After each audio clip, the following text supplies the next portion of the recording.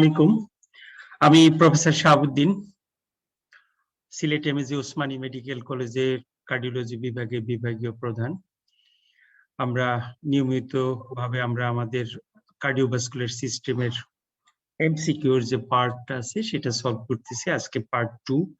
তার মানে আমরা গত দিনে প্রায় 30টা কোশ্চেন এমসিকিউ সলভ করছি। আজকে আমরা দেখি কতটা করতে পারি।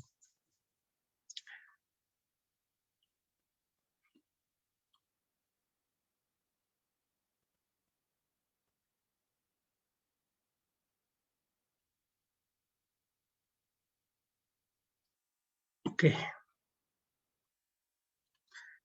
ফার্স্ট কোশ্চেনটা আমাদের, a 72 years old hypertensive woman present with a history of sudden onset, rapid and irregular palpitation. তো যেহেতু ইরেগুলার প্যালপিটেশন, অতএব এটা এট্রিয়াল ফিব্রিলেশনের দিকে যাবে। সাডেন অনসেট যেহেতু, রেপিড এবং sudden onset. She has had several episodes over the previous 3 months which have resolved within 1 hour. তার মানে প্যারাক্সিসবাল। তো প্যারাক্সিসবাল এট্রিয়াল ফিব্রিলেশন হওয়ার সম্ভাবনা খুব বেশি। He feels tired and slightly lightheaded during episodes.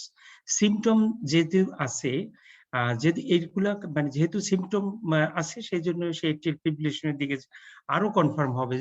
কারণ এট্রিয়াল যে একটোপিক্স অথবা ভেন্ট্রিকুলার একটোপিক্স এগুলো অ্যাসিম্পটোমেটিক থাকে, এগুলোর কোনো সিম্পটম থাকে না। অতএব সিম্পটোমেটিক স্ট্যাটাস, সিভিয়ার, মানে রেপিড অনসেট যেগুলো, সেগুলো এই দিকে যাবে।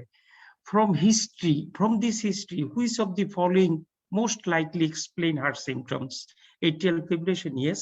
কিন্তু স্যার যদি এটাকে বলতো paroxysmal atrial fibrillation, that will be the more correct. Sinus arrhythmia, না। Sinus arrhythmia এটাকে মানে এক হলো সিম্পটম তৈরি হয় না, দুই হলো রেপিড এবং ইরেগুলার তৈরি হয় না, এবং এটা সে কমপ্লেইনও মানে করতে পারে না।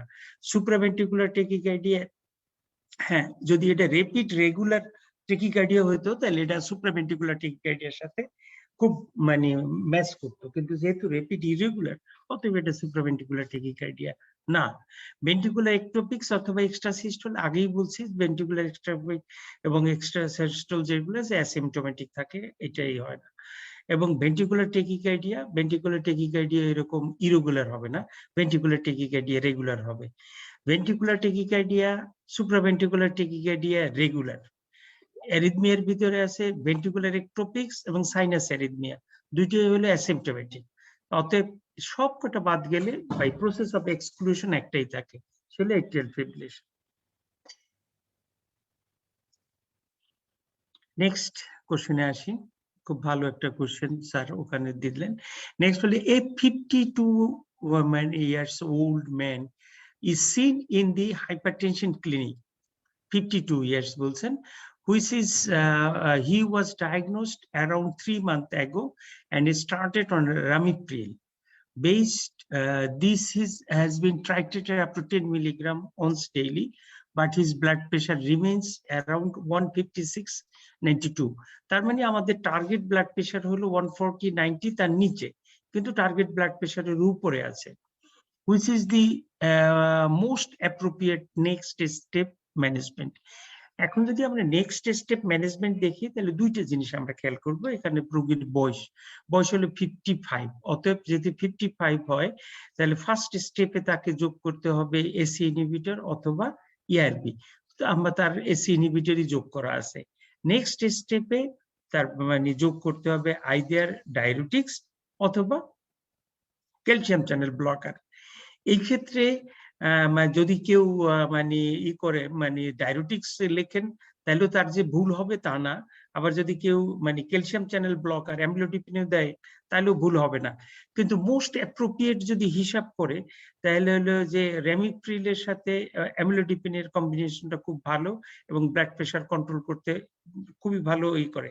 কিন্তু এটা যদি 55 এর উপরে দিয়ে দিত, তাহলে সে রেমিপ্রিলের সাথে ডেফিনেটলি অ্যামলোডিপিনের কম্বিনেশনটা মানে শুরু হইতো। কারণ 55 এর উপরে যদি শুরু হয়, তাহলে আইদার ডায়ুরেটিক্স অথবা রেমিপ্রিল দিয়ে শুরু করতে হবে। আর 55 এর নিচে যদি শুরু হয়, তাহলে এসি ইনহিবিটর দিয়ে ইউজুয়ালি শুরু করতে হয়, যেটা নাইস গাইডলাইনের রিকমেন্ডেশন আছে। সেই নাইসগাইটের রিকমেন্ডেশন অনুসারে এখানে রেমিপ্রিল আছে। রেমিপ্রিলের সাথে নেক্সট অপশন আমাদের কোনটা? অ্যান্ড বেন্ড্রোফ্লুথায়োক্সিন, এটা একটা মানে ডায়াবেটিক্স, আমরা এটাকে ফলস দিয়ে রাখছি। অ্যাড বিসোপ্রোলন, আমরা বিটা ব্লকারকে কখনোই অ্যান্টি হাইপারটেনসিভ ড্রাগের ফার্স্ট লাইন হিসাবে চিন্তা করব না, কারণ আমরা গত ক্লাসে দেখছি যে মানে বিসোপ্রোলন অথবা বিটা ব্লকার তার নিউরো প্রোটেকশন কম আছে, তার মানে এটা স্ট্রোক প্রিভেনশন করার ক্ষমতা কম, plus at the same time তার নেগেটিভ ইফেক্ট আছে ডায়াবেটিস কন্ট্রোলের জন্য। এই দুইটি সাইড ইফেক্টের জন্য আমরা বিসোপ্রোলন অথবা যে কোনো বিটা ব্লকার কি ফার্স্ট লাইন ড্রাগ হিসাবে হাইপারটেনশনের ইন্ডিকেশন আনবো না, যদি না বিটা ব্লকার তার নিজস্ব কোনো কারণের জন্য দরকার হয়ে পড়ে। যেমন মনে করি আমরা একটা পেশেন্টের হার্ট অ্যাটাক আছে এবং তার প্রেশার আছে, তাকে কিন্তু first line drug beta blocker দিতেই হবে। একটা রোগীর হাইপারটেনশন আছে কিন্তু হার্ট ফেলিওর আছে, সেক্ষেত্রেও কিন্তু বিটা ব্লকার। তো বিটা ব্লকার যদি ইন্টেন্সিভ কোনো কারণে দরকার হয়ে পড়ে হাইপারটেনশন ছাড়া, সেক্ষেত্রে বিটা ব্লকার দিতে হবে। এখন সুইচিং রেমিপ্রিল থ্রু পেন্টোপ্রিল, না, এটা একই ধরনের এসি ইনহিবিটর, একটা এসি ইনহিবিটর দিয়ে আরেকটা এসি ইনহিবিটর দিলে বেটার যে মানে এফিকেসি আছে তা খুব বেশি প্রমাণ করতে পারে নাই, কারণ এমন the all the ACE inhibitor the safety margin or efficacy is more or less same. শুধুমাত্র ডিফারেন্স আছে রেমিপ্রিল এবং পেন্টোপ্রিলের সাথে যদি হেড টু হেড কম্পারিজন করো, তাহলে ডিফারেন্স আছে মানে রিস্ক ফ্যাক্টর গুলো। রেমিপ্রিল হাই রিস্ক পেশেন্টের উপরে কাজ করে ভালো এবং পেন্টোপ্রিল লো রিস্ক পেশেন্টের উপরে কাজ করে ভালো, মানে লো রিস্ক গ্রুপের উপরে বেনিফিট তুলে নিয়ে আসছে পেন্টোপ্রিল, যেটা সারা মানে ইউরোপে হইচই পড়ে গেছে। সেটা হলো তাদের ইউরোপা ট্রায়াল দিয়ে, সেটা হলো ক্রনিক স্টেবল অ্যানজাইনার উপরে। আর রেমিপ্রিলের যেটা আছে সেটা হোপ ট্রায়াল দিয়ে আসছে, সেখানে পেশেন্টের রিস্ক ফ্যাক্টর গুলো বেশি ছিল। তো উইদাউট রিস্ক ফ্যাক্টর যদি থাকে সেক্ষেত্রে রেমিপ্রিলের মানে ইফিকেসি এখনো প্রমাণিত না, সেক্ষেত্রে পেরিন্ট্রোপিল সুইচ করতে পারেন। কিন্তু এই ক্ষেত্রে না, এই ক্ষেত্রে হাইপারটেনশনের ম্যানেজমেন্টের জন্য রেমিপ্রিলের জায়গায় পেরিন্ট্রোপিল সুইচ করা যাবে না। এবং add amlodipine, it's a good option, we can add মানে অ্যামলোডিপিন and add losartan, এটা তো একদম কন্ট্রাইন্ডিকেশন। এসি ইনহিবিটর এবং মানে ইআরবি কখনোই একত্রে দেওয়া যাবে না, তার কারণ হচ্ছে এক হলো এটা হলো বেশি রকম করে রেনাল ফাংশন ডিটোরিয়েট করে, হাইপারক্যালেমিয়া তৈরি করে এবং পেশেন্টের কিডনি ফেইল করে। এই সমস্ত কারণের জন্য লোসার্টেন, পটাশিয়াম এবং এসি ইনহিবিটর একত্রে দেওয়া যায় না। কিন্তু একসময় আমরা 2013 সালের আগ পর্যন্ত আমরা এসি ইনহিবিটর এবং এআরবি একসাথে প্র্যাকটিস করার সুযোগ ছিল। আমরা স্টুডেন্ট যখন ছিলাম বা ইনিশিয়ালি যখন প্র্যাকটিস করছি, তখন 3টে ইন্ডিকেশনে স্যাররা দিত যে যদি কোনো ক্রমেই ব্লাড প্রেশার কন্ট্রোল না হয় তাহলে এসি ইনহিবিটর এবং এআরবি দিত। 2, যদি পারসিস্টেন্ট প্রোটিনিউরিয়া থাকে মোর দেন 3 গ্রাম পার ডে, এরকম যদি থাকতো তখন দেওয়া হতো। কিন্তু এটা 2013 সালের ট্রায়ালের পরে দেখা যায় যে এটা পেশেন্টের কিডনি বরংস খারাপ করে। এই জন্য ইএসসি 2013 এর নেদারল্যান্ডের কনফারেন্সের পরে এটা একদম মানে নিষিদ্ধ করা আছে, ব্যান করা আছে যে কখনোই আপনি এসি ইনহিবিটর এবং এআরবি একত্রে দিতে পারবেন না। Next question হলো, a 62 years old man is examined in the cardiology clinic during cardiac auscultation. It is noted that the pulmonary component of the second heart sound occurs before the aortic heart sounds. মানে সাধারণত হওয়ার কথা আগে A2 পরে P2, যদি P2 আগে হয় A2 হয় তাহলে রিভার্স aortic মানে reversal of the second heart sound একটা কারণেই হইতে পারে। সেটা যদি কোনো কারণে লেফট ভেন্ট্রিকেলের যদি ডিপোলারাইজেশন পরে হয়, একমাত্র লেফট বান্ডল ব্রাঞ্চ ব্লকে। Which of the following is associated with this function? Pulmonary stenosis না, পালমোনারি স্টেনোসিসের সেকেন্ড হার্ট সাউন্ড বরং সফট হবে এবং ইনঅডিবল হবে। Left bundle branch block, yes, left bundle branch block, কারণ লেফট বান্ডল ব্রাঞ্চ ব্লক যদি delay করে এবং left ভেন্ট্রিকেলের depolarisation যদি ডিলে হয় তাহলে পালমোনারি কম্পোনেন্ট আগে হবে, তারপরে হবে left bundle branch block. Right bundle branch block হলে সাধারণত A2 তারপরে P2 আরো দেরিতে হয়, তাহলে হোয়াইট মানে গ্যাপ তৈরি হয় রাইট বান্ডেল ব্রাঞ্চ ব্লকে, যেটা দেখবেন আপনি এটিএল সেপ্টাল ডিফেক্টের সময় আমরা বর্ণনা করি wide and fixed splitting of the second heart sound. সেক্ষেত্রে আমরা বলি রাইট ভেন্ট্রিকুলার ইজেকশন ফ্র্যাকশনটা বেশি থাকে, লং পিরিয়ড ধরে ইজেকশন চলে ইনস্পিরেশনের সময়, সেই জন্য তার প্রলং হয়। এবং অ্যাডেড যদি রাইট ভেন্ট্রিকুলার ব্লক থাকে তাহলে এটা P2 কে আরো পিছনে নিয়ে আসে। এটিএল সেপ্টাল ডিফেক্ট এক্ষেত্রে মানে হবে ওয়াইড এন্ড ফিক্সড স্প্লিটিং হবে। ওয়াই ফিক্সড, এটা পরীক্ষার সময় স্যাররা খুব ভালোভাবে ধরে। তোমার বইতে যেটা লেখা আছে তোমরা সেটাই মানে বলতে পারো যে হোয়াইট আর মানে ডিউ টু মানে ইসের জন্য যে রাইট ভেন্ট্রিকুলার স্ট্রোক ভলিউম ইনস্পিরেশনে বেশি থাকে সেই জন্য এটা হোয়াইট হয়। আর ফিক্সড যেহেতু মানে ASD causes the equilibrium between the left and right atrium, so there is no pressure difference between these two chambers, and during inspiration and expiration there is no variation in respiration, so this is fixed. কারণ variation inspiration এবং এক্সপিরেশনে second heart সাউন্ডের variation থাকবে, এই ক্ষেত্রে ভেরিয়েশনটা থাকবে না। এটা হলো এটিএল সেপ্টাল ডিফেক্ট। ডিপ ইনস্পিরেশনে অ্যাগেইন ডিপ ইনস্পিরেশন প্রলং হবে, P2টা পিছনে চলে আসবে। তাই শুধুমাত্র লেফট বান্ডেল ব্রাঞ্চ একটাই শুধুমাত্র কাহিনী এক্ষেত্রে আছে। 34 in the management of the cardiac arrest, which is the most accurately described basic life support? Basic life support হতেছে মানে BLS, বেসিক লাইফ সাপোর্ট করবে। এটার ডেফিনিশন হলো chest compression along with assisted ventilation। এই দুইটাই, চেস্ট কম্প্রেশন এবং assisted with ventilation, এই দুইটাকেই বলা হয় basic life support.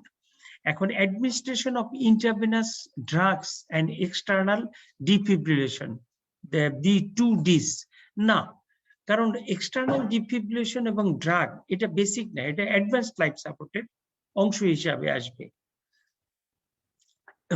External cardiac message only, শুধু মেসেজ না, মেসেজের সাথে আমরা সার্কুলেশনও মেনটেন করব। তোমার মানে ডেভিডসনের একটা জায়গায় এইখানটায় ভুল আছে, ভুল না এরা সরি এরা মানে ওই আপডেটটা নেয় নাই। 2015 সালের যে আপডেট আছে সেটা হইতেছে বেসিক লাইফ সাপোর্ট ABCDE জায়গায় এখন তৈরি হয়ে গেছে CAB, মানে ক্যাব মানে প্রথম হলো কম্প্রেশন, নেক্সট হলো এয়ারওয়ে, তারপরে সার্কুলেশন। এইটা চলে আসছে এখন মানে আগে। এ হলো কম্প্রেশন, সি হলো কম্প্রেশন, এ হলো এয়ারওয়ে, এন্ড বি হলো মানে ব্রিদিং। তুমি এটা ব্রিদিং দিয়ে সার্কুলেশনটা তুমি আলটিমেটলি মেনটেন করবা। এটা হতেছে এখন হলো সাপোর্ট দি মানে compensation airway and circulation cap. এখন support of the airway, breathing, circulation and assessment of disability and exposure, then ABCDE, এটা মানে না, ইমিডিয়েটলি তুমি পেশেন্টের চেস্ট কম্প্রেশন দেবা, তার সাথে ভেন্টিলেশন দেবা, অ্যাসিস্টেড ভেন্টিলেশন। তুমি যদি একা হও তাহলে 30:2, মানে তুমি 30টা মানে দেওয়ার পরে কম্প্রেশন দেওয়ার পরে তুমি 2টা ভেন্টিলেশন দিবা, এবং একটা না 2 মিনিট এভাবে চালিয়ে যেতে হবে, তারপরে অ্যাসেস করবা। Support airway, breathing, circulation and assessment of the disability, exposure and treatment of atrial fibrillation, না এটাও না, তাহলে জাস্ট হলো compression along with assisted ventilation। পরের কোশ্চেনটা হলো a 45 years old man is diagnosed with endocarditis, good, of the aortic valve. He is treated with intravenous benzylpenicillin and gentamicin. Which is the most important ECG sense to monitor for?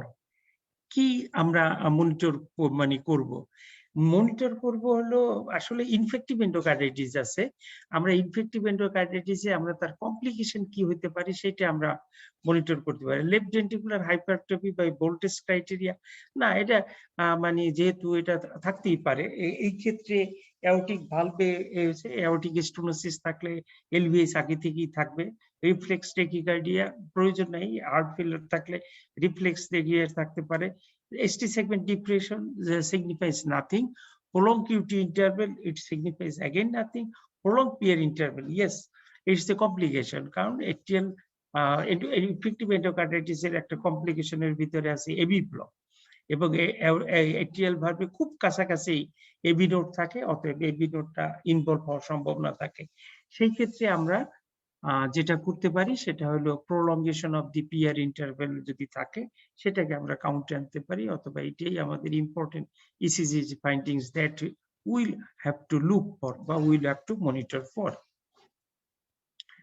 Next হলো মানে which is the following features will indicate cardiac tamponade rather than constrictive pericarditis. খুব কঠিন একটা প্রশ্ন, যে constrictive pericarditis এবং cardiac টেম্পোনেন্টে সবগুলো ফেসিয়ারই প্রায় কাছাকাছি থাকে, কোনটা মানে হবে মানে বেশি ফেভার করবে টেম্পোনেটের।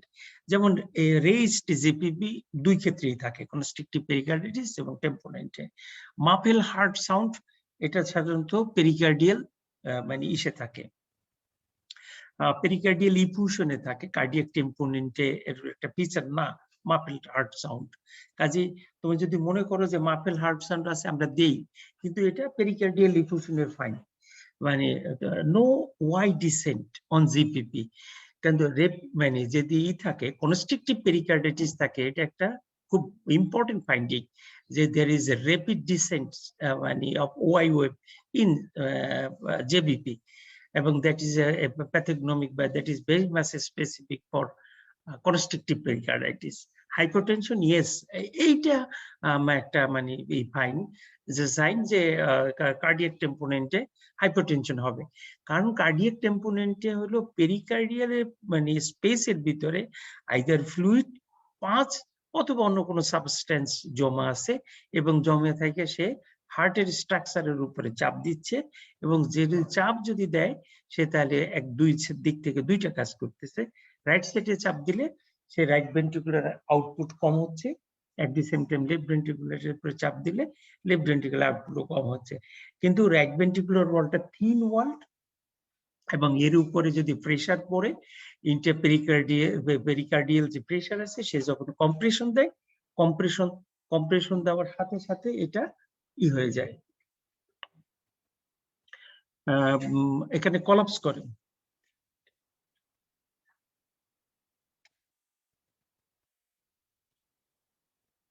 কলাপস মানে এইটা কলাপস করে যাবে, প্রেসার দিয়ে যদি দাও তাহলে হাইপারটেনশন হবে, আর হাইপারটেনশনের মধ্যে এটা কলাপস করবে। তো সেই জন্য টেম্পোনেন্ট হবে, যেটা আসলে হবে না কনস্ট্রিকটিভ পেরিকার্ডাইটিস, সেটা হবে না। এবং টেকিকার্ডিয়া, যে টেকিকার্ডিয়া দুই ক্ষেত্রেই থাকবে, তাহলে রেইজড জিপিপি এবং টেকিকার্ডিয়া দুই ক্ষেত্রেই থাকবে। হাইপোটেনশনটা শুধুমাত্র ফেভার করবে টেম্পোনেন্টকে। 37, which of the following statement is true of a pulseless electrical activity and cardiac arrest? Cardiopulmonary resuscitation should be carried out for 1 minute before the rhythm is assessed. না, 1 minute না, CPR should be continued at 2 minutes, তারপরে তোমার rhythm assess করতে হবে, তাহলে এটা false. Intravenous amiodarone will restore cardiac output, না, intravenous amiodarone will restore cardiac rhythm. It is initially managed by immediate defibrillation. Yes, এটা atrial fibrillation, ventricular fibrillation এবং pulseless electrical activity should be managed immediately as electric defibrillation. Reversal causes include hyperthyroidism and hypercalcemia. না, hypothyroidism হবে এবং মানে hypocalcemia এটা থাকবে। And reversible causes include hypothermia and hypoxia. হ্যাঁ, reversible causes include hypothermia, চারটা H এবং চারটা টি আছে রিভার্সিবল কজের জন্য। এখন এখানে স্যাররা মানে কোশ্চেন দিচ্ছেন ইজ ট্রু একটা বলছেন, কিন্তু এখানে আমি তোমার কোশ্চেনের ভিতরে দুইটা জিনিস এখানে সত্য আমি খুঁজে পেয়েছি। আমি জানি না তোমাদের কি, এই জন্য আমি এই যে নিচে কোশ্চেনটার নিচের অ্যান্সারটা লিখে দিচ্ছি যে চারটা রিভার্সিবল কজ গুলো কি আছে। সেটা হলো চারটে এইচ: হাইপোক্সিয়া, হাইপোভলিমিয়া, হাইপো এবং হাইপার ক্যালেমিয়া এবং হাইপোথার্মিয়া। এইটা চারটা এইচ। চারটা T: thrombosis, tension pneumothorax, tamponade and toxins. তো চারটে টি এবং চারটে এইচ এটা রিভার্সিবল কজ। তো এখানে রিভার্সিবল কজ তো হাইপোথার্মিয়া তারা দিয়ে দিছে এবং হাইপোক্সিয়াও দিয়ে দিছে এক্ষেত্রে আছে। তো এখন এটা হয়তো হাইপোক্সিয়া এন্ড যদি একটা যদি হয় তাহলে এই দুইটা মিলবে না। রিভার্সিবল কজ হাইপোথার্মিয়া মিলবে, এন্ড হাইপোক্সিয়া যদি একত্রে মিলাই তাহলে এটা হবে না। এটা সেই ক্ষেত্রে আমরা এটাকে আমরা ফলস রাখি এবং শুধু ওই একটাকেই বলি। খুব চাতুর্যের সাথে কোশ্চেনটা করা, এই জন্য আমিও বুঝতে পারি নাই যে কোন জায়গা থেকে স্যাররা তোমাদেরকে আটকে দিতেছিলেন। তাহলে এটা ঠিক আছে যে it is initially managed with immediate defibrillation, এখানটায় কোনো ভুল নাই। এটার মধ্যে একটু চাতুর্য তো আমি করা আছে, যেহেতু হাইপোক্সিয়া দেওয়া আছে কিন্তু হাইপোভলিমিয়া তাও দেওয়া আছে, হাইপোথার্মিয়া। এখন হাইপোথার্মিয়া এন্ড হাইপোক্সিয়া কিন্তু এই কজের মধ্যে আছে। এখন কি করে মানে অ্যান্সার মানে করতে হবে এটা তোমরা বুঝে নিও। দুইটাই এখানে আসলে দিতে হয় কি না জানি না, অথবা কোশ্চেন করার মধ্যে হয়তো এক্ষেত্রে ভুল হয়ে গেছে। হাইপোথার্মিয়া দাও না হাইপোক্সিয়া দেখো, এই হাইপোথার্মিয়া আছে। এটা এমন হইতে পারতো যদি এটা হাইপারথার্মিয়া দিত, তাও মানে এই হইতে পারতো। তাতে আমরা এটাকেও এখন ট্রু রাখতেছি, পরবর্তীতে আমরা এটা সলভ করব অন্যভাবে। 38. A patient with known heart failure has slight limitation of physical activity. Okay, she is comfortable at rest, but ordinary activities such as walking to a local shop results in fatigue, palpitation, and dyspnea. What is the Newark Associations of Heart class best describe the severity of the heart function? NYC class 0, 1, 2, 3 and 4. এই ক্ষেত্রে তোমাদের বোঝার জন্য যদি dyspnoea even on rest থাকে সেটা NYC 4, dyspnoea on household অ্যাক্টিভিটিসে যদি থাকে সেটা NYC 3, এই ডিসনিয়া অন মডারেট এক্সারশনে সেটা 2, আর ডিসনিয়া মানে নরমালি ডিসনিয়া থাকবে না, এবং ডিসনিয়া হেভি এক্সরশন যদি করতে যায় তখন ডিসনিয়া আসবে, সেটাকে বলে ক্লাস 1। এ নিয়া 0 নাই, তো স্যাররা 0 যেহেতু দিছে ওটা ফলস হবে। এক্ষেত্রে যেহেতু সে ভালো থাকে এবং কোন হাউস হোল্ড অ্যাক্টিভিটিসে অথবা নর্মাল ডে টু ডে অ্যাক্টিভিটিসে তার শর্টনেস অফ ব্রেথ হয়, অতএব এটা NYC ক্লাস 3। পরীক্ষার সময় জিজ্ঞাসা করে যে প্যারাক্সিসমা নকটার্নাল ডিসনিয়া এটা কোন ধরনের মানে নিহার ক্লাসের ভিতরে পড়ে, এটা অ্যাটলিস্ট মানে NYC class 3।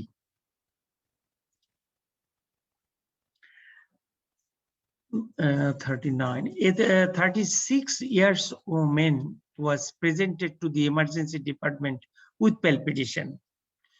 His heart rate is 138 beat per minute.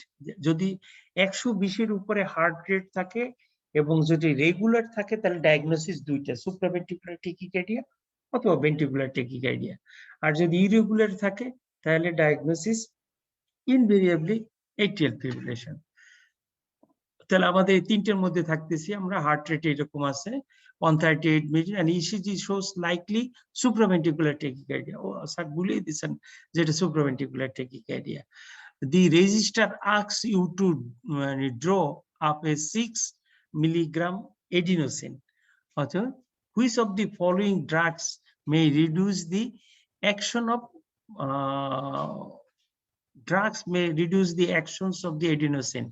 এটার ভিতরে অ্যামাইনোফেলিন,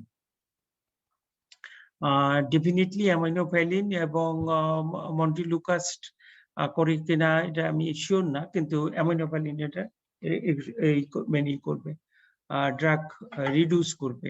যেহেতু ড্রাগস বলছে একাধিক হবে, অ্যামিনোফ্যালিন মানে জেনথিন ডেরিভেটিভ যেগুলো আছে সেগুলো এডিনোসিনের একদম ডাইরেক্ট অ্যান্টাগনিস্ট হিসেবে কাজ করে। 40, a 65 years old female presented with chest pain and 12 lead ECG shows evidence of acute inferior myocardial infarction complicated by hypotension. এইরকম যদি হয় ইনফেরিয়র এমআর সাথে হাইপারটেনশন হয়, ইনভেরিয়েবলি এটা রাইট ভেন্ট্রিকুলার ইনফ্রাক্টের সাথে থাকে। রাইট ভেন্ট্রিকুলার ইনফ্রাক্ট এই অবস্থায় থাকতে পারে এবং রাইট ভেন্ট্রিকুলার ইনফ্রাক্টটাই এটা মানে থাকে।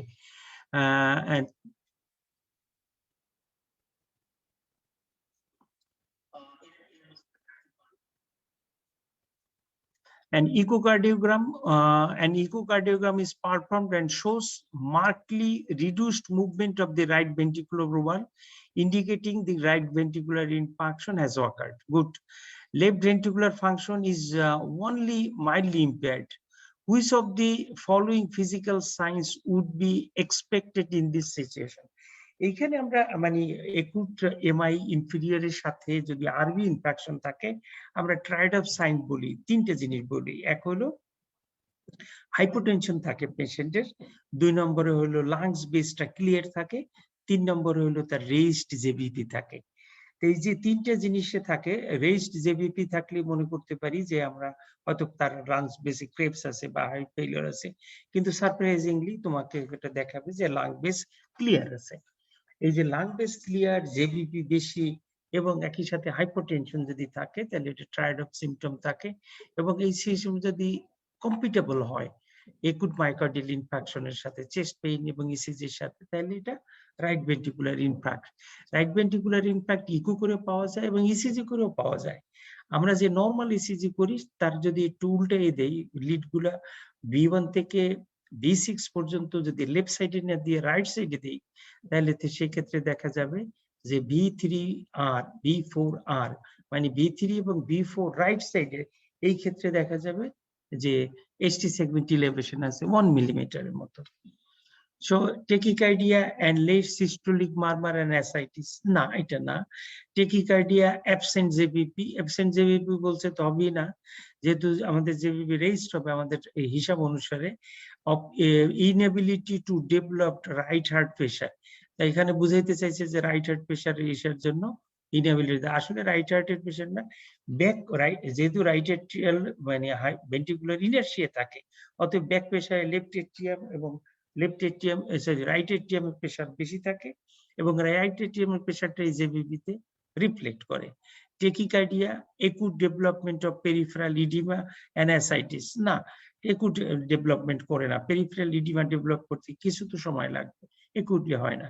Tachycardia, basal creps and third heart sound, এই ক্ষেত্রে টেকিকার্ডিয়া থাকতে পারে কিন্তু বেজাল ক্রেপস থাকবে না, যেহেতু আমাদের ক্লিয়ার কনসেপশনের জন্য এটা লাং বেস ক্লিয়ার থাকবে, কারণ right ventricular infarct, right ventricle থেকে ব্লাড লাংসে আসতে পারতেছে না। এবং tachycardia, elevated JVP due to filling of the মানে failure of right ventricular pump function and hepatomegaly, এটা হতে পারে, এটাই ট্রু। টেকিকার্ডিয়া থাকবে, ইলেভেটেড ব্লাড প্রেশার থাকবে এবং লাং বেস ক্লিয়ার থাকবে। This is the normal findings in RB infarction, in acute myocardial infarction. What is the relationship of Frank-Starling law with the heart described? আপনার আমার জানি সবাই আমরা যে Frank-Starling law ইন্ডিকেট করে যে নর্মাল যে হার্ট থাকে, the initial length of the muscle fiber is directly proportional to the force of contraction within physiological limit, মানে একটা ফিজিওলজিক্যাল লিমিটের ভিতরে ইনিশিয়ালি হার্টের মাসেলকে যতটা স্ট্রেস দেওয়া যায় সে ঠিক ততটাই মানে কন্ট্রাক্ট করতে পারে। তার মানে হইতেছে যদি নর্মাল ফিজিওলজিক্যাল হার্টে যদি ভলিউম বাড়ে, তার মানে হলো যদি প্রিলোড যদি বাড়ে, এবং যদি প্রিলোড বাড়ে এবং এন্ড ডায়াস্টোলিক ভলিউম দিয়ে যদি হার্টটা যদি স্ট্রেসিং বেশি হয় তাহলে তার কার্ডিয়াক আউটপুট বেশি হবে এবং ফোর্স অফ কন্ট্রাকশন বাড়বে। কিন্তু এটা রিভার্স হবে হার্ট ফেলিওরের ক্ষেত্রে। হার্ট ফেলিওর যদি থাকে সেই ক্ষেত্রে এই যত বাড়বে ভলিউম তখন এটা ফিজিওলজিক্যাল লিমিট ক্রস করে যাবে, তত তার ডিক্রিজ হবে কার্ডিয়াক আউটপুট। সেই জন্য হার্ট ফেলিওরের চিকিৎসায় প্রিলোড এবং আফটার লোড কমানো হয়। প্রিলোড কমানো হয়, প্রিলোড কমাইলে হার্টের উপরে ওয়াল টেনশন কমবে, ইন্ডায়াস্টোলিক প্রেসার কমবে এবং আলটিমেটলি কার্ডিয়াক পারফরমেন্স বাড়বে। এট দি সেম টাইম যদি আফটার লোড কমাই তাহলে হার্টের কাজ করতে কষ্ট কম হবে। এখন বলছে কি মানে স্টার্লিং কি মানে স্টার্লিং ব্লক কি মনে করে between blood pressure and cardiac output, না blood pressure and cardiac output না, এটা ব্লাড ফিলিং এর জন্য। Between the cardiac filling and blood pressure না, ফিলিং আর between the cardiac filling and cardiac output, yes this is the main thing, that's cardiac filling. যে মানে end diastolic volume বা preload যত বাড়বে তত কার্ডিয়াক আউটপুট তার বাড়বে। Between the heart rate and blood pressure না, between the heart rate and cardiac output এটাও না। Which of the following is at least likely to cause dilated cardiomyopathy? কোনগুলো ডাইলেটেড কার্ডিওমায়োপ্যাথি করতে পারে লিস্ট? এটা হইতেছে অ্যালকোহল করতে পারে, হাইপারটেনশন ইয়েস, কক্সাকি করতে পারে, হেমাটোক্রোমোসিস করতে পারে, উইলসন ডিজিজ রেয়ারলি করতে পারে। অতএব উইলসনস ডিজিজই হলো ঠিক।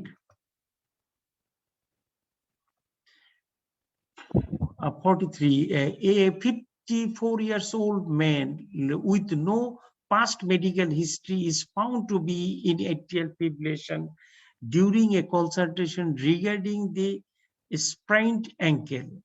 ও সে অন্য একটা কাজের জন্য গেছে, মানে অর্থোপেডিক সার্জন বা অর্থোপেডিক্স এর যে স্প্রেইনের জন্য অ্যাঙ্কেলে, সেখানে যে দেখলো যে তার এট্রিয়াল ফিব্রিলেশন আছে। He reports no history of palpitation or dyspnea, মানে asymptomatic. After discussing the treatment option, he elects not to be cardioverted.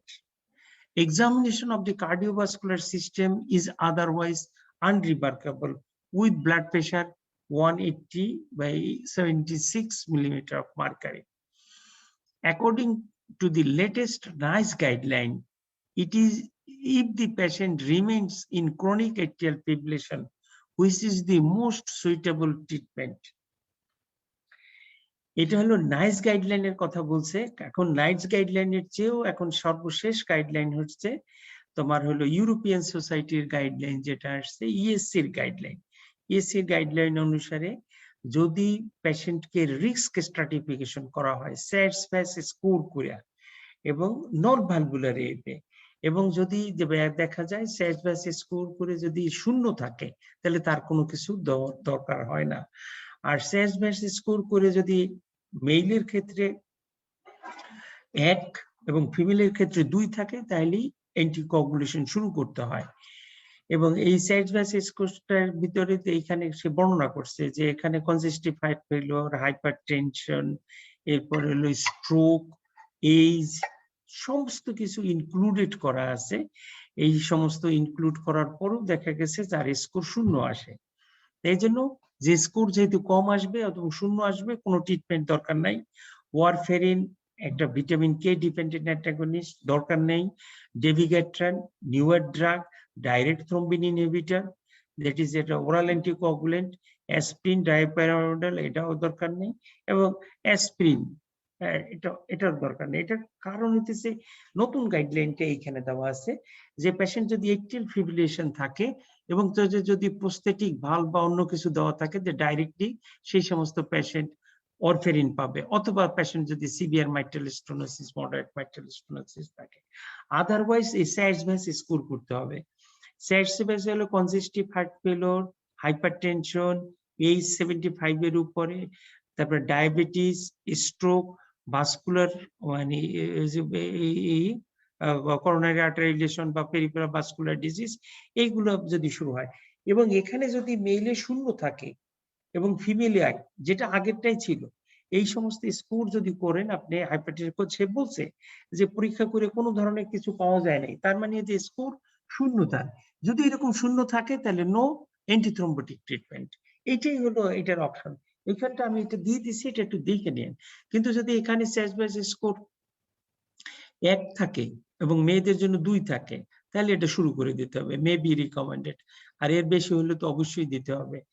মেয়েদের 1 কেন, মেয়েদের সেক্সের জন্যই তাদের 1 মানে অতিরিক্ত মার্কিং করা আছে, যে 1 পাবে শুধুমাত্র ফিমেল সেক্সের জন্য।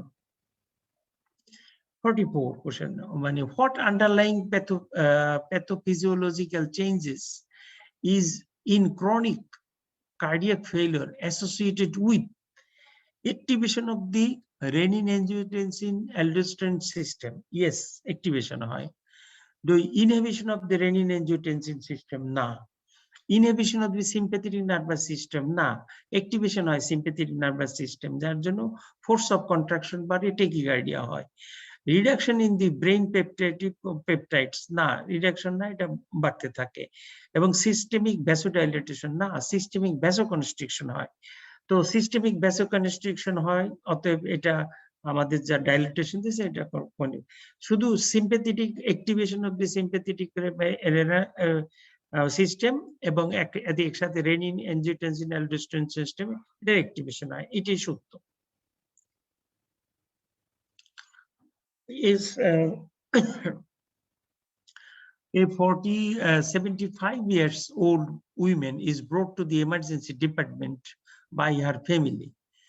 She has been getting more shortness of breath over the last 6 weeks and says her energy level are low, and ECG on arrival show atrial fibrillation, heart rate on 44 per minute, blood pressure is 128 per 80 millimeter, and exercise was unremarkable. What is the appropriate drug to control heart rate? এটা মানে করার জন্য কোনটা দিবেন? এটা মানে first line ড্রাগের ভিতরে আছে।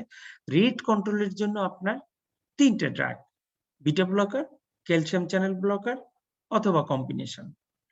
যদি এইটা রেট কন্ট্রোল মানে করতে হয়, আর যদি রিদম কন্ট্রোল করতে হয় সেক্ষেত্রে আপনার অ্যামাইডরন, এবং মানে যদি কন্ট্রোল না হয় সেই ক্ষেত্রে আপনার কার্ডিওভার্সন অথবা মেজ অপারেশন করা যাবে। এবং ডিগক্সিনও রেট কন্ট্রোল করার জন্য আপনি ইউজ করতে পারবেন ডিগক্সিন। তো এই ক্ষেত্রে যেহেতু বেস্ট অপশন পড়ছে which is the appropriate drug, একমাত্র বিসোপ্রোলল, আর বাকিগুলো যেগুলো আছে সেগুলো না। A 5 years old female developed pleuritic chest pain following a hysterectomy 10 days ago. তো সার্জারির একটা হিসাব দিল এবং প্লুরাইটিক চেস্ট পেইন। আমাদের মনে রাখতে হবে যে deep vein thrombosis plus pulmonary embolism, এরকম একটা কিছু শুরু মানে মনে রাখার জন্য। Low molecular weight heparin was given initially and CT pulmonary angiogram confirm pulmonary embolism. দেখেন আমাদের চিন্তা ঠিকই ছিল। There is no previous history of venous thromboembolism. How long should be patient warfarin for? এটা কতদিন মানে দিতে হবে? এটা 3 থেকে 6 মাস, at least 6 month। 6 মান্থের মধ্যে দিতে হবে, মানে এটা করতে হবে। এবং কোনো ক্ষেত্রে দীর্ঘদিনও প্রয়োজন হতে পারে যদি আনপ্রোভোকেবল কোনো কিছু না থাকে, at least 6 month। Loop diuretics such as furosemide and bumetanide have which of the following effects? কোনটা আছে? Diuresis due to inhibition of the potassium and water reabsorption, potassium না সোডিয়াম হবে। Diuresis due to inhibition of sodium and water reabsorption, 2 নম্বরটা।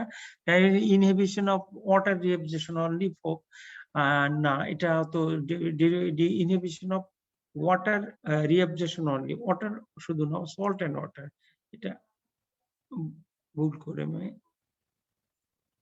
salt and water হবে। Increase the আচ্ছা বলছে যে which have the following effects? তারপরে increase potassium level due to enhanced tubular মানে function. এটা তো ফ্রুসেমাইডে পটাশিয়াম মানে করবে না, ইনক্রিজ হবে না, বরং কমবে, এটাও ফলস হবে। অসমোটিক ডায়ারেটিসিস, এটাও ফলস, এটা মানে ফলস লিখছে, টি লিখে ফেলছে, অসমোটিক ডায়ারেটিসিস না, এগুলো ফলস আসবে। ট্রু একটাই, সেটা হইতেছে যে diuresis due to inhibition of sodium and water reabsorption. 48 এর কোশ্চেন যেটা আছে সেটা হইতেছে beta adrenoreceptor antagonist, that is beta blocker, are used in which of the following situation? Acute left ventricular failure, না, acute left ventricular failure এ beta blocker use করা হয় না unless it is মানে complicated by atrial fibrillation। তা অতএব যেহেতু আমার atrial fibrillation এর সিনারিও বলে নাই, অতএব acute heart failure এ মানে বিটা ব্লকার আসবে না। তারপর cardiac failure associated with bradycardia, cardiac failure হলে মানতাম, কিন্তু ব্র্যাডিকার্ডিয়া আছে, এটা কন্ট্রাইন্ডিকেশন বিটা ব্লকারে। Cardiogenic shock, it's again contraindication, কারণ মানে হাইপারটেনশন, ব্র্যাডিকার্ডিয়া, ব্লক, এটা কার্ডিও দেওয়া যাবে না। Chronic left ventricular dysfunction, yes, chronic left ventricular dysfunction is the class of indications that should be started immediately when the patient's condition is suitable, that means without any contraindication. Chronic left ventricular dysfunction যেটা থাকে তখন এটা heart মানে শুরু করতে হবে যত তাড়াতাড়ি সম্ভব, যদি কন্ট্রাইন্ডিকেশন থাকে না থাকে। High cardiac output failure,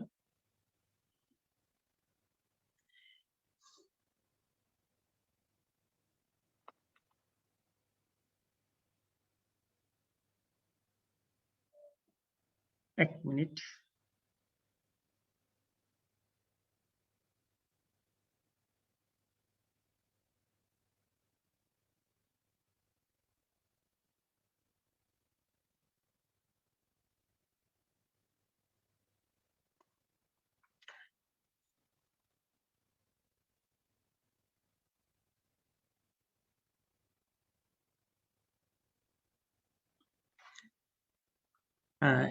a 62 years old female with no past medical history is admitted to hospital with left-sided hemiparesis. Examination reveals that she is in atrial fibrillation. CT scan of her brain shows cerebral infarction. What is the most appropriate anticoagulation strategy for this patient? Life long start immediately না, যদি stroke করে তাহলে anticoagulation হলো 1, 3, 6, 12, এই একটা sequence follow করে। একমাত্র TA হলে একদিন পরে, যদি ইনফ্রাক্ট হয় ছোট থাকে তাহলে 3 দিন পরে, আর যদি একটু মডারেট থাকে তাহলে 6 দিন পরে, আর যদি বেশি বড় থাকে তাহলে 12 দিন পরে শুরু করে মানে অ্যান্টিকোয়াগুলেন্ট গুলা। কিন্তু বেশি বড় হলে আবার সেকেন্ড টাইম 12 দিনের আগে আরেকটা সিটি স্ক্যান করে বা করে দেখে নেয় যে তার ভিতরে কোনো হেমোরেজ আছে কিনা। সেজন্য lifelong start immediately false, aspirin start immediately, switching to lifelong warfarin after 2 weeks, এইটা হলো অ্যাপ্রোপ্রিয়েট হবে, কারণ আমরা 12 দিন পরে আমরা এটা শিফট করতে পারি। Life long aspirin start immediately, খুব ইমিডিয়েটলি, আপনারা জানেন যে অ্যাসপিরিন স্ট্রোকে ইমিডিয়েটলি করে না, 24 ঘন্টা পর্যন্ত ওয়েট করে তারপর মানে ট্যানিক্টেপ্লেস, রেটিপ্লেস, এগুলো যখন দেওয়া হয় তারপর ওয়েট করতে হয়। Life long aspirin started after 2 weeks, এটাও false.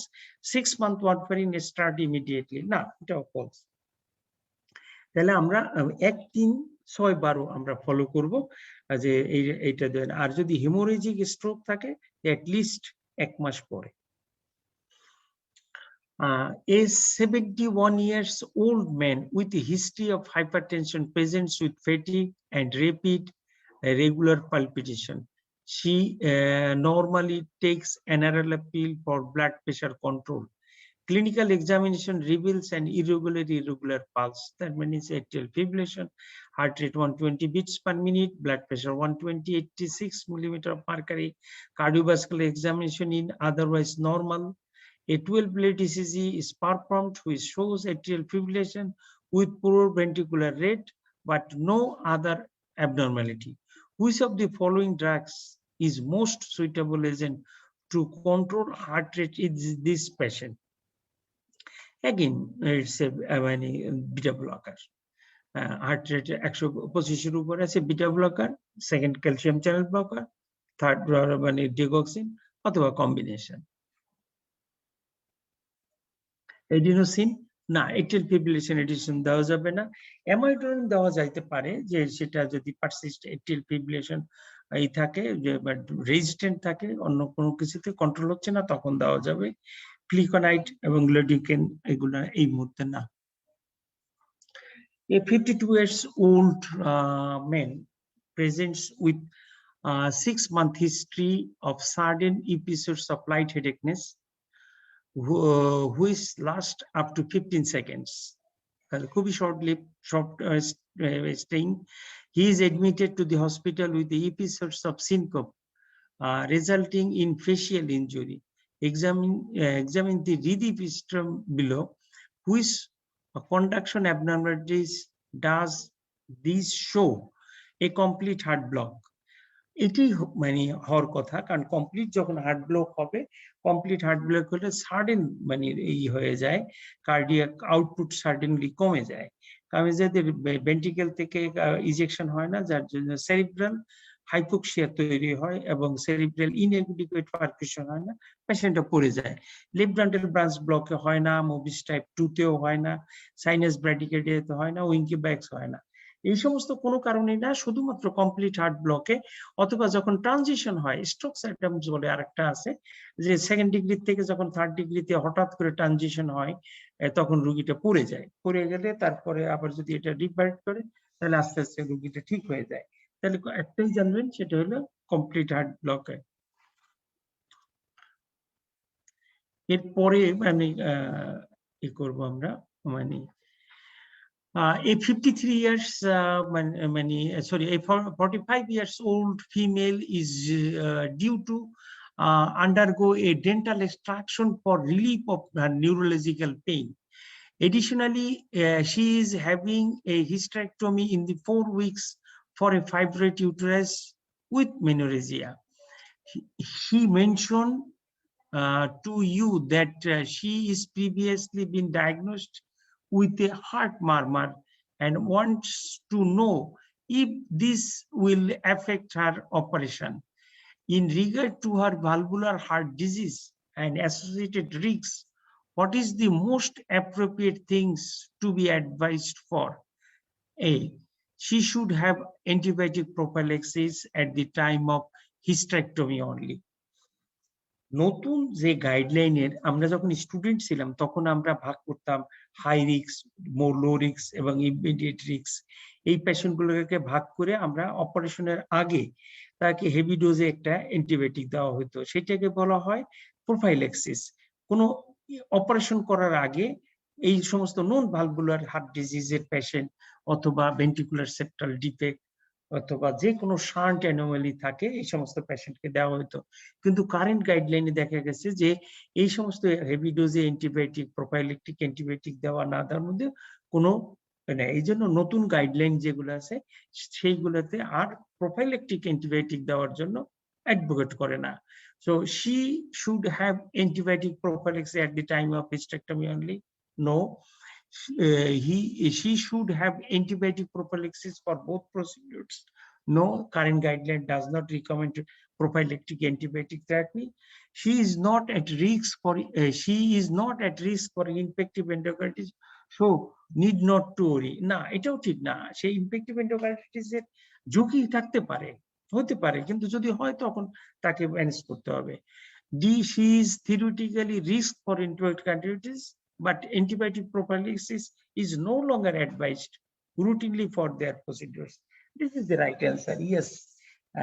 And she should be offered chlorhexidine mouthwash as prophylaxis when undergoing dental extraction? না, এটা খুব কোনো মানে অত ভালো কাজ করে না। Next হলো, which of the following rhythm is not commonly associated with sick sinus syndrome বা sinusoidal disease? এটাকে আরেকটা নাম আছে টেকিবেডি সিনড্রোম, সিক সাইনাস সিনড্রোম, অনেকে খুব আদর করে ডাকে SSS, ট্রিপল এস ডাকে, সিক সাইনাস সিনড্রোম। এটা আসলে একটা ডিজিজ, কিন্তু সিনড্রোম হিসাবে কম্বিনেশন করা।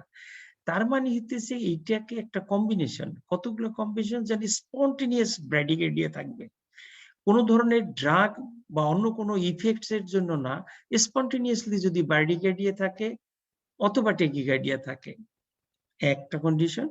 এবং এর সাথে যদি ইনভেরিয়েবলি বিভিন্ন ধরনের কম্বিনেশন থাকে ব্লকের, তাহলে এটাকে সিক সাইনাস সিনড্রোম বলতে পারবেন। আইদার এসএ নোড এবি নোডের ব্লক অথবা স্পন্টেনিয়াসলি ব্র্যাডিকার্ডিয়া অথবা টেকিকার্ডিয়া। এখন বলছে যে which is not associated with sick sinus syndrome? Atrial fibrillation, yes, it's a component for atrial fibrillation. Sick সাইনাসের একটা পার্টই এটিএল ফিব্রিলেশন নিয়ে প্রেজেন্ট করে। Atrial tachycardia maybe. Sinus bradycardia আমরা তো বললামই যে সাইনাস ব্র্যাডি, টেকিব্র্যাডি এটাই হলো তার হলো আসল আরেকটা নাম। সাইনাস পস, ইয়েস। ভেন্ট্রিকুলার টেকিকার্ডিয়া না, ভেন্ট্রিকুলার টেকিকার্ডিয়া হইতে পারে না, তবে একদম যে হইতে পারে না তা না। যদি ব্র্যাডিকার্ডিয়া ইনডিউসড টেকিকার্ডিয়া হয় সেটা হইতে পারে, কিন্তু this is not the norms that ventricular tachycardia should be present in sick sinus syndrome.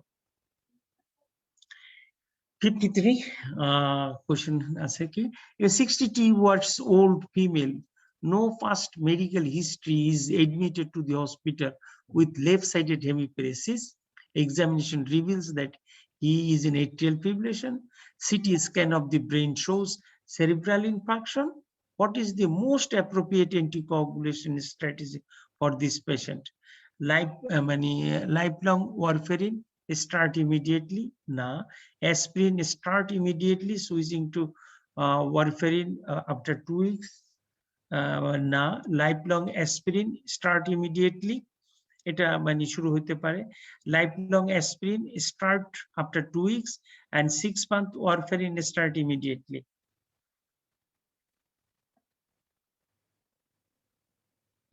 এটা aspirin start immediately, switching to lifelong warfarin after 2 weeks, এইটা হবে অ্যান্সার। ওয়ারফেরিন আসলে এটা কোশ্চেনটা অনেক আগে হয়েছে, সেই জন্য ওয়ারফেরিনের কথা বলছে স্যাররা। আসলে মানে ওয়ারফেরিন হবে না। এখন তো ওয়ারফেরিনের জায়গায় ই আছে, নতুন ডক্স তৈরি হয়ে আসছে। ডক্স এর ভিতরে হলো রিভারক্সাবান, এপিক্সাবান এবং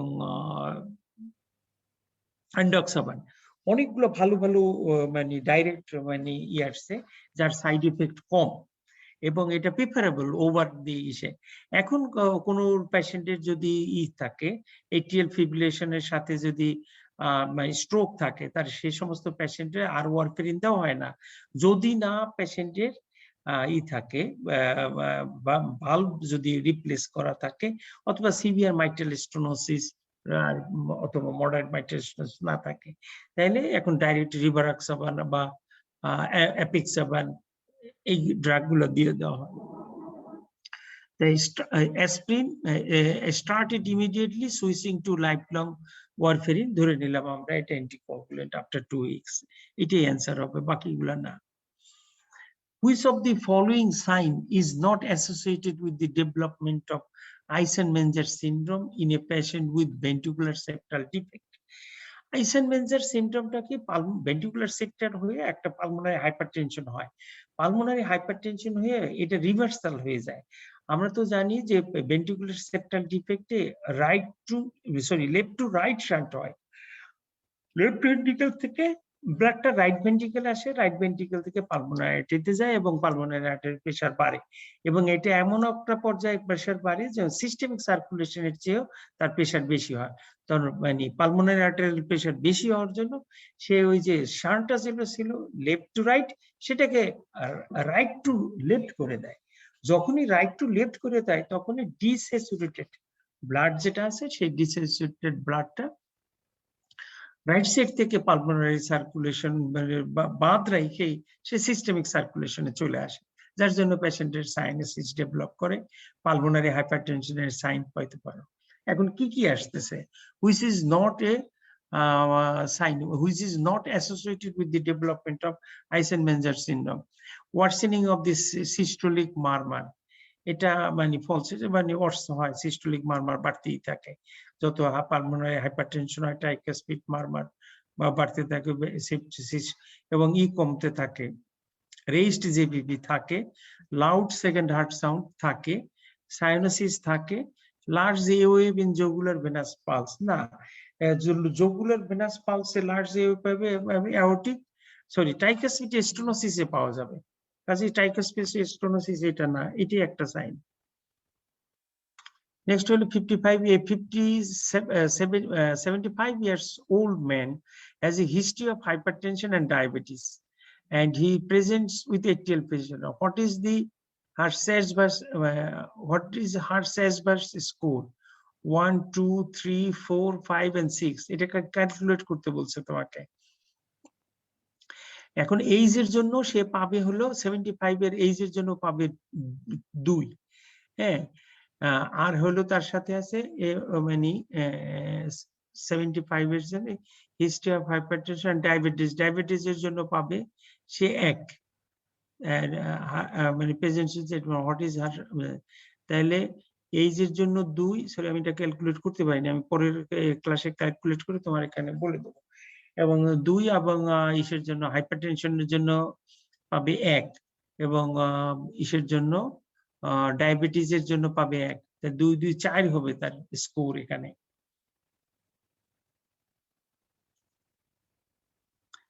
এটা 2, 4 যেটা স্কোর আছে উইমেনের জন্য 1 আসবে, মানে ফিমেল সেক্সের জন্য 1 আসবে। এটা আমি ক্যালকুলেশন করে পরে এটা দিয়ে দিতেছি আগের পরের ক্লাসে, বাদ গেছে মনে হয়। নেক্সট আছে a 67 years old female is prescribed with simvastatin for hyperlipidemia. Which of the following is most likely to interact with medication? এটা গ্রেপস জুস থাকে অথবা ফ্রুটস থাকে, গ্রেপ ফ্রুটস থাকলেই হবে, আঙ্গুর ফল খাইতে পারবে না, আর তার বাকিগুলা চলবে আর কি। অরেঞ্জ জুস, অ্যাপেল জুস চলতে পারবে, গ্রেপ জুস এগুলা চলবে না। তারপরে মানে ক্যানবেরি, ক্যারট জুস এগুলো খাইতে পারবে, শুধু গ্রেপ জুস বাদ থাকবে। Which of the following drug is known to be effective in preventing stroke in patient with atrial fibrillation? Atrial fibrillation এর মানে রিসেন্ট যে কনসেপ্ট মানে আছে সেই কনসেপ্ট অনুসারে কিন্তু অ্যাসপিরিন, ক্লোপিডোগ্রেল মানে করতে পারে না, স্ট্রোক প্রিভেনশন করতে পারে না, এবং শুধুমাত্র অ্যান্টিকোয়াগুলেন্টই স্ট্রোক প্রিভেনশন করতে পারে।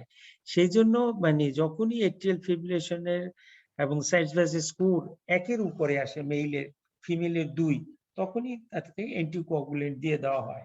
কিন্তু প্রিভিয়াস যে বইতে, যেহেতু আপনাদের বইতে আছে অ্যাসপিরিন করতে পারে, সেই জন্য আমি অ্যাসপিরিনটা লিখে রাখছি, যে অ্যামাইডন করে না স্ট্রোক প্রিভেনশন। অ্যাপেক্সিবান এটা এক ধরনের ডাইরেক্ট মানে অ্যাক্টিভেটেড ফ্যাক্টর 10 ইনহিবিটর, রিভারক্সাবান, অ্যাপেক্সিবান এবং এন্ডক্সিবান, 3টা।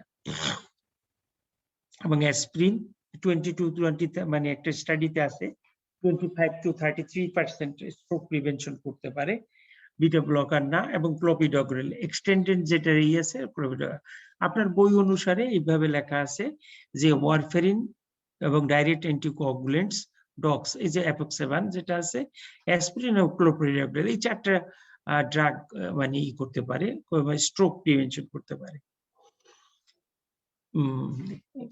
একটা কোশ্চেন বলি শেষ করি। ECG shows a regular narrow complex tachycardia. যদি রেগুলার ন্যারো কমপ্লেক্স টেকিকার্ডিয়া হয়, এটা আমার সুপ্রাভেন্ট্রিকুলার টেকিকার্ডিয়ার দিকে আসবে। In a patient presenting with sudden onset and rapid palpitation, which of the following should be used as an attempting to terminate his rhythm? তাহলে যেহেতু আমার narrow complex tachycardia regular, supraventricular tachycardia, এবং পেশেন্টের বলে নাই sir, scenario বলে নাই যে পেশেন্ট হেমোডাইনামিক কম্প্রোমাইজ বা অন্য কিছু, সেক্ষেত্রে ফার্স্ট অপশন কি হবে, সেটা হলো ফিজিওলজিক্যাল মানে অপশন, যেটা ভালসালভার ম্যানুভারটা আসবে। ডাইরেক্ট কারেন্ট কার্ডিওভার্সন, আমরা ন্যারো কমপ্লেক্স টেকিকার্ডিয়ায় যদি হেমোডাইনামিক কম্প্রোমাইজ না থাকে তাহলে ডাইরেক্ট কার্ডিওভার্সন করব না। ইন্টারভেনাস অ্যাডিনোসিন, হ্যাঁ, যদি ভালসালভার ম্যানুভার কাজ না করে তখন করব। যেহেতু এখানে বলছে যে ফার্স্ট অ্যাটেম্পট, তাহলে ফার্স্ট অ্যাটেম্পটের ভিতরে আসবে মানে ভ্যাগাল ম্যানুভার মানে ভালসালভার ম্যানুভার। স্যার এই কোশ্চেনটা এই জন্য দিচ্ছেন যে আপনি আসলে জানেন কিনা যে ভালসালভার ম্যানুভার বলতে একটা ম্যানুভার আছে যেটাকে ভ্যাগাল টোনটাকে বাড়াইয়া হার্ট রেটটাকে কমানো যাইতে পারে। ক্যারোটিড মেসেজ আছে, ভালসালভার ম্যানুভার আছে, এবং সল্ট মানে লবণ বেশি করে খায় বমি করার মতো, অথবা গলায় হাত দিয়ে আঙুল দিয়ে বমি করার মতো ঘটনাও আছে এই ক্ষেত্রে। এটা না হলে নেক্সট হলো ইন্টারভেনাস অ্যাডিনোসিন, তারপর না হলে ইন্টারভেনাস আপনার হলো বিটা ব্লকার দেওয়া যায়। এটি শেষ করি আজকে, যেহেতু একটু দেরি করে শুরু করছি আমরা 15 মিনিট। গত ক্লাসেও 30টা বলছে, এই ক্লাসেও 30টা। You are asked to urgently reboot a 61 years old female on the cardiology ward due to difficulty in breathing. তার মানে হইতেছে তার শর্টনেস অফ ব্রেথ আছে, তার মানে হার্ট ফেইলিওর তার থাকবে। On examination she has raised JPP and bilateral basal creps, good, তার এক্ষেত্রে বেসাল ক্রেপস আছে এবং mid zone oedema, left ventricular failure হয়ে তার সাথে ফ্লুইড ওভারলোড এভিডেন্স আছে, যে বিপি রেজড আছে। ব্লাড প্রেশার 90/60, পেশেন্ট মানে hypertensive with pulse 140 to 150 and irregular, তার মানে হইতেছে এট্রিয়াল ফিব্রিলেশনও আছে তার সাথে। ECG comes atrial fibrillation, most important treatment IV amiodarone, IV digoxin, direct synchronized DC cardioversion, oral digoxin, IV flecainide। না, এক্ষেত্রে যেহেতু পেশেন্টের সিমটম আছে, হেমোডাইনামিক কম্প্রোমাইজ আছে, হার্ট রেট খুব বেশি আছে, বিপি কম আছে, সেক্ষেত্রে ডাইরেক্ট মানে সিনক্রোনাইজড ডিসি কার্ডিওভার্সন আসবে ট্রিটমেন্ট। সমস্ত অ্যারিথমিয়ার যদি পেশেন্টের হেমোডাইনামিক কম্প্রোমাইজ থাকে, যদি পালস ব্লাড প্রেশার না থাকে, তাহলে পেশেন্টের ডিসি শক দিতে হবে, ভেন্ট্রিকুলার ফিব্রিলেশনে, ডিফিব্রিলেশনে, আর বাকি দুইটায়, যে টেকিকার্ডিয়া এবং সুপ্রাভেন্ট্রিকুলার এবং ভেন্ট্রিকুলার টেকিকার্ডিয়া, এবং দিতে হবে সিনক্রোনাইজড। সিনক্রোনাইজড মানে ওখানে একটা বাটন আছে, সেটা সিনক্রোনাইজড চেপে দিতে হয়। বাটনটা চেপে দিলে সে যখন শক দিবে তখন সে আর ওয়েভকে ডিটেক্ট করে, আর ওয়েভকে ডিটেক্ট করে আর ওয়েভের উপরে শকটা দেয়, এইটাই হলো সিনক্রোনাইজড। আর আনসিনক্রোনাইজড হলে বাটন চাপার দরকার নাই, ব্লাড যখন পাবে তখনই দিয়ে দেবে। যেমন ভেন্ট্রিকুলার ফিব্রিলেশনে তুমি যদি সিনক্রোনাইজড করে দাও, সে কোনো আর ওয়েভ খুঁজে পাবে না, কাজে সে কোনো শক দিবে না। অনেক ক্ষেত্রে আমরা আমাদের ডাক্তাররা বলে যে আমরা শক দিতে গেছি কিন্তু মেশিন নষ্ট, শক দেওয়া যায় নাই, তখন আমরা আসলে সে সম্ভবত ভেন্ট্রিকুলার ফিব্রিলেশনে দিচ্ছিল, এই অবস্থা হবে। তো আজকে আমরা এখানে শেষ করতে চাই। আমরা নেক্সট ক্লাস হলো আবার নেক্সট ক্লাসে দেখি আমরা কতদূর শেষ করতে পারি, যত তাড়াতাড়ি সম্ভব আমরা শেষ করার চেষ্টা থাকবো। সবাই ভালো থাকেন, আল্লাহ হাফেজ।